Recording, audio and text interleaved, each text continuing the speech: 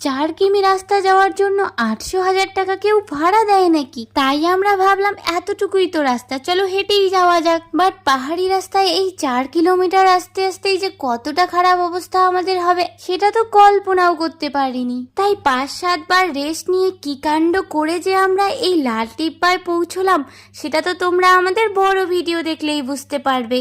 তো গাইস যাও যাও বড় ভিডিওটা দেখে এসো গিয়ে। আর এখানে এসে দেখি লাল টিব্বা নামে একটি ক্যাফে রয়েছে এখানে। আর এখানকার সিস্টেম দেখো, আগে খাবার অর্ডার করে তারপরেই আমরা ক্যাফের ভিতরে ঢুকতে পারবো।